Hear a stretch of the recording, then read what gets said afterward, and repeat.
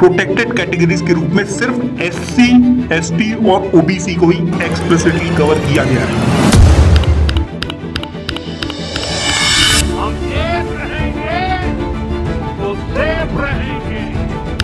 सबका साथ, सबका विकास, समाज का हर वर्ग ये हमारा अपना। यानी जनरल कैटेगरी के स्टूडेंट्स खुद को सिर्फ एक नए एकेडमिक रूल के अगेंस्ट खड़ा महसूस नहीं कर रहे हैं। देश के प्रधानमंत्री की नीति का पुतला उन्हें लग रहा है कि जैसे पूरा सिस्टम उनके अगेंस्ट खड़ा हो गया है। नमस्कार दोस्तों, आज यूजीसी ने एंटी डिस्क्रिमिनेशन के नाम पर जो नए रूल्स लागू किए हैं उनका सच ये है कि ये समता कम और स्वर्ण क्लास के लिए सजा ज्यादा है। यूनिवर्सिटीज के कैंपस में पढ़ने वाला स्वर्ण स्टूडेंट्स हमेशा से महसूस करता रहा है कि उसका गुनाह उसकी मेहनत नहीं है, उसकी जाति है। स्वर्ण जाति के किसी स्टूडेंट पर अगर इन रूल्स के तहत कंप्लेन दर्ज हो गई तो उसका नतीजा तुरंत शुरू हो जाएगा। एक कंप्लेन होगी और डिग्री होल्ड कर दी जाएगी। एक एलिगेशन होगा और स्टूडेंट के एग्जाम पर बैन लगा दिया जाएगा और बिना किसी प्रूफ के पूरी जिंदगी पर एक दाग लग जाएगा। और यहां सवाल सिर्फ यूजीसी का नहीं है दोस्तों, यहां सवाल सरकार की नीयत का भी है। जब उत्तर प्रदेश का चुनाव नजदीक हो तो एससी एसटी वोट बैंक को खुश रखना पॉलिटिकल मजबूरी बन जाता है। तब एजुकेशन पॉलिसी भी वोट अपीजमेंट का हथियार बन जाती है। इस पूरे प्रोसेस में यूजीसी एक न्यूट्रल रेगुलेटर कम और सरकारी एजेंडे का एग्जीक्यूशन टूल ज्यादा लग रही है। स्वर्ण क्लास पहले से ही रिजर्वेशन का बोझ झेल रही है दोस्तों। एडमिशन से लेकर प्रमोशन तक और पहले से ही एससी एसटी जैसे प्रोटेक्शन लॉस का एक तरफा खौफ भी उस पर थोपा जा चुका है दोस्तों। कैंपस में इक्विटी के नाम पर कंप्लेन कल्चर और सर्विलेंस को नॉर्मल बनाया जा रहा है, जहां स्वर्ण स्टूडेंट को पहले सस्पेक्ट माना जाएगा और बाद में इंसान। अगर यूजीसी के रूल सच में न्यूट्रल होते तो शायद यह सवाल उठता ही नहीं दोस्तों। लेकिन जब रूल बुक की हर लाइन ये सिग्नल दे कि डिफॉल्ट ऑफेंडर स्वर्ण नहीं है तो ये समता नहीं होती दोस्तों, ये इंस्टीट्यूशनल डिस्क्रिमिनेशन बन जाता है। इस डॉक्यूमेंट्री में हम सरकार और यूजीसी दोनों को कटघरे में खड़ा करते हैं। हम पूछते हैं, क्या एजुकेशन रिफॉर्म्स का मतलब ये है कि पूरी कम्युनिटी को चुपचाप पनिश कर दिया जाए? क्या स्वर्ण क्लास की मेहनत, मेरिट और भविष्य सिर्फ इलेक्शन के लिए कुर्बान कर दिया गया है? यह कहानी सिर्फ पॉलिसी की नहीं है दोस्तों, ये कहानी है स्वर्ण क्लास के सम्मान की, उसकी सुरक्षा की और उसके भविष्य की। तो अब सीधा जड़ पर आते हैं दोस्तों। यूजीसी के पास पावर आती कहां से है और ये रूल्स असल में किस प्रोसेस से निकले हैं? यूजीसी यानी university grant commission, UGC act 1956 के अंडर बनी हुई एक स्टैट्यूटरी बॉडी है। इसका काम सिर्फ गाइडलाइंस देना नहीं होता दोस्तों। यूजीसी हायर एजुकेशन को रेगुलेट करती है, यूनिवर्सिटीज को रिकॉग्निशन देती है, एकेडमिक स्टैंडर्ड्स तय करती है और फंडिंग और अप्रूवल के जरिए इंस्टीट्यूशन पर कंट्रोल रखती है।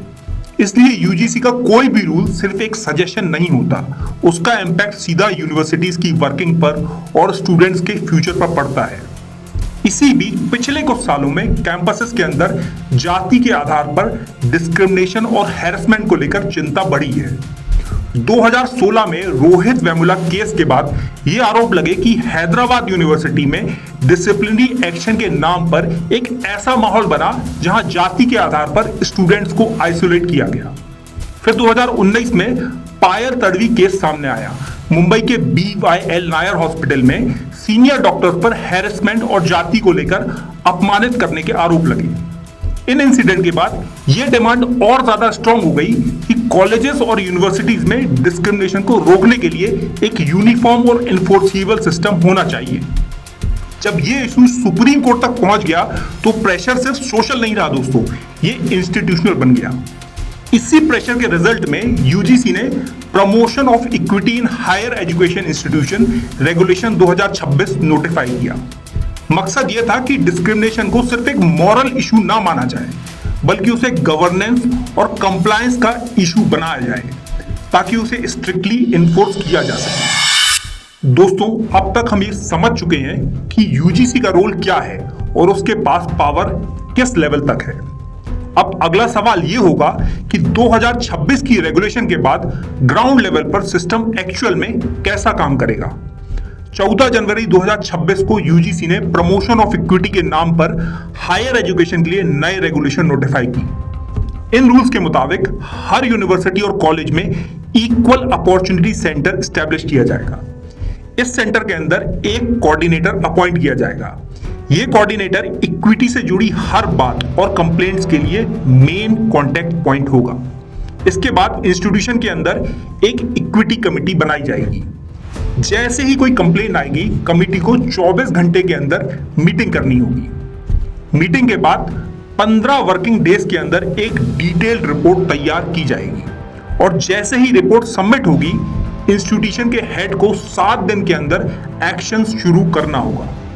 कैंपस के डे टू डे मॉनिटरिंग के लिए इक्विटी स्क्वाड का प्रोविजन रखा गया है। इसके साथ ही हर डिपार्टमेंट, हर हॉस्टल और हर लाइब्रेरी में इक्विटी एम्बेसडर अपॉइंट किया जा सकता है। कंप्लेंट्स के लिए 24/7 हेल्पलाइन प्रोवाइड की जाएगी। साथ ही ऑनलाइन, ईमेल और रिटन कंप्लेंट्स तीनों ऑप्शन अवेलेबल होंगे। अगर किसी की कंप्लेंट को कमेटी के डिसीजन से असहमति होगी तो वो लोकपाल के पास अपील कर सकेगा। लेकिन यहीं पर दोस्तों एक इंपॉर्टेंट बात समझना बहुत जरूरी है। इन पूरी रेगुलेशन में जाति के आधार पर भेदभाव के कॉन्टेक्स्ट में प्रोटेक्टेड कैटेगरीज के रूप में सिर्फ एससी, एसटी और ओबीसी को ही एक्सप्लिसिटली कवर किया गया है। दोस्तों अब आगे बढ़ते हैं और समझने की कोशिश करते हैं कि स्वर्ण क्लासेस इन रूल्स के खिलाफ प्रोटेस्ट क्यों कर रही हैं।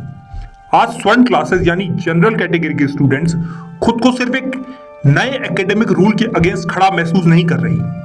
उन्हें लग रहा है कि जैसे पूरा सिस्टम उनके अगेंस्ट खड़ा हो गया है, एक ऐसा सिस्टम जो उनसे हमेशा एक ही चीज एक्सपेक्ट करता आया है, एडजस्ट करो, प्रेशर उठाओ और चुप रहो। अगर इस गुस्से को अचानक पैदा हुआ माना जाए तो ये दोस्तों बिल्कुल सच नहीं है। यह गुस्सा सालों से धीरे धीरे इकट्ठा होता आ रहा है।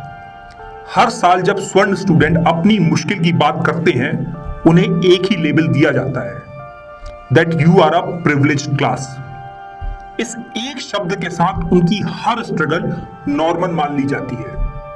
ज्यादा कंपटीशन झेलना, ज्यादा प्रेशर उठाना और फिर भी सिस्टम पर सवाल ना उठाना जैसे उनकी डिफॉल्ट ड्यूटी हो।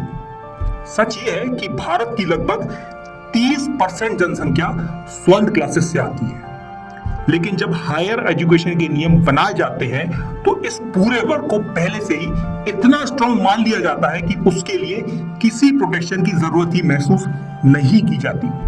रिजर्वेशन के बाद जो ओपन सीट्स बचती हैं, उन पर सबसे ज्यादा बोझ इसी वर्ग पर पड़ता है।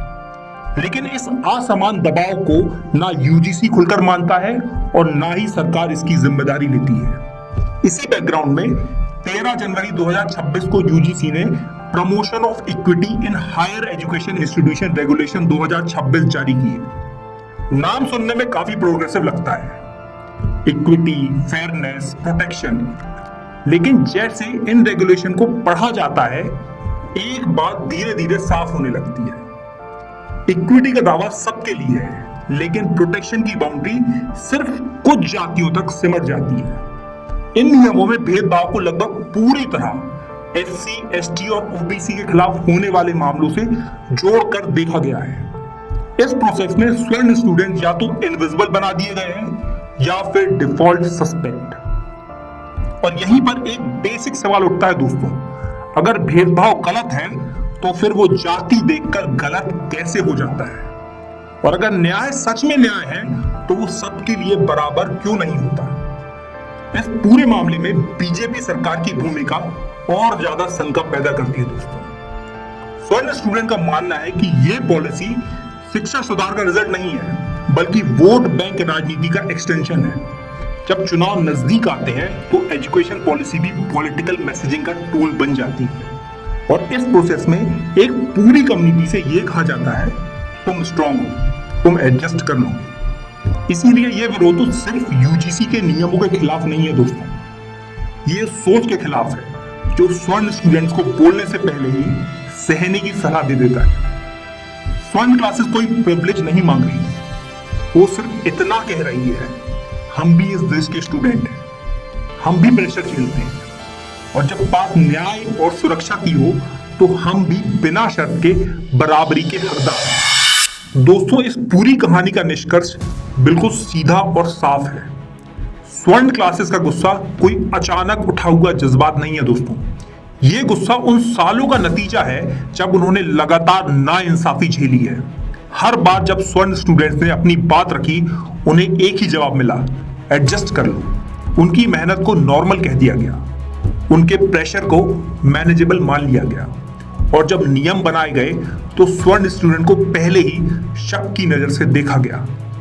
ऐसे माहौल में विरोध होना गलत नहीं होता दोस्तों, ऐसे माहौल में विरोध होना जरूरी हो जाता है। आज स्वर्ण स्टूडेंट्स का सड़कों पर आना पॉलिटिक्स नहीं है, ये मजबूरी है उनकी।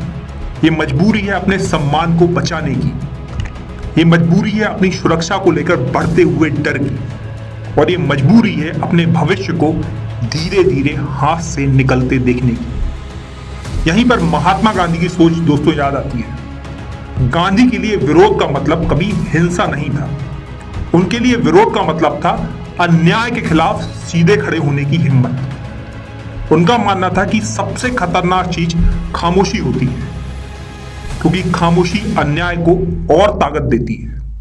आज स्वर्ण क्लासेस बस यही कह रही है, हम भी इस देश के स्टूडेंट्स हैं, हम भी उतना ही प्रेशर झेलते हैं और जब बात न्याय और सुरक्षा की हो तो हम भी बिना किसी शर्त के बराबरी के हकदार हैं। लेकिन अगर सरकार और यूजीसी इस आवाज को लगातार अनसुना करते रहे तो ये संघर्ष यहीं खत्म नहीं होगा दोस्तों, क्योंकि जब न्याय के दरवाजे बंद कर दिए जाते हैं तो प्रोटेस्ट सिर्फ रिएक्शन नहीं रहता दोस्तों, प्रोटेस्ट।